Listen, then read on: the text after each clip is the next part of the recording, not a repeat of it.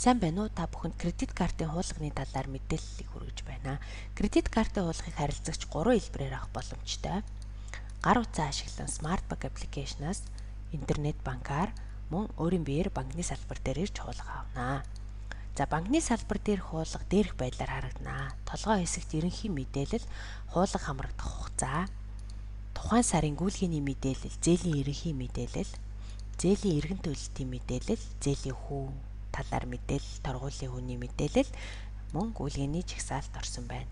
За хуулгыг дэлгэрүүлж ярихад тухайн сарын гүйлгээний мэдээлэл хэсэгт өмнөх сарын эргэн төлөх нийт дүн 75 мянга гэж харагдаж байна.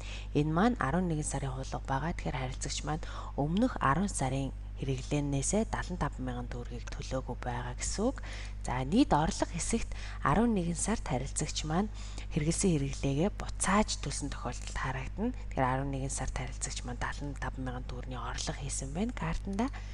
За нийт зарлага хэсэгт 11 сар буюу тухайн хуулга гарсан сарын нийт бэлэн болон бэлэн бус зарцуулалтын нийлбэр харагдана.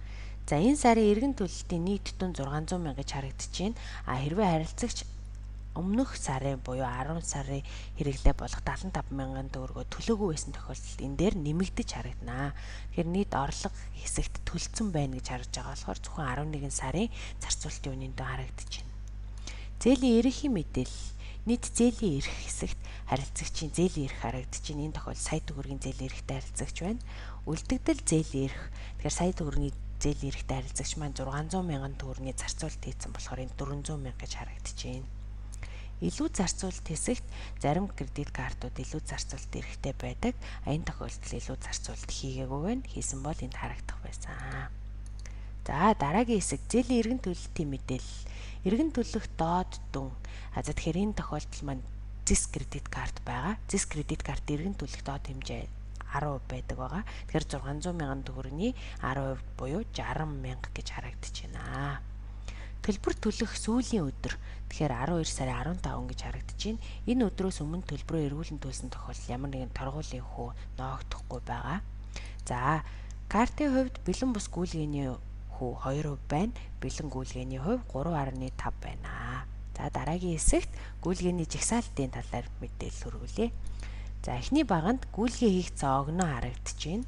Дараагийн баганд картаар үйлчлүүлэгч байгууллага гүйлгээг нэхэмжилсэн огноо харагдаж байна. 3 дахь баганд гүйлгээ хаана хийсэн харагдаж байна. За тэгэхээр энэ жишээн дээр Mobicom, Өргөө Cinema. За энэ харилцагч мань гадагшаа явж хаяасан харилцагч байна. Lotte Department Store, Incheon Duty Free гэх мэтээр харагдана.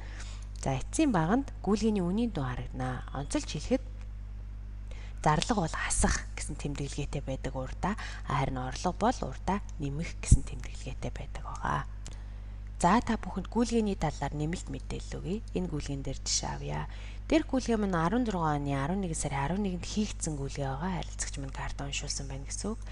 За 16 оны 11 сарын 14-нд нэхэмжлэгдсэн гэсэн үг. Тэгэхээр олон улсын гүйлгээ зарим тохиолдолд 2-3 хоног хоцрогдож нэхэмжлэгддэг байгаа.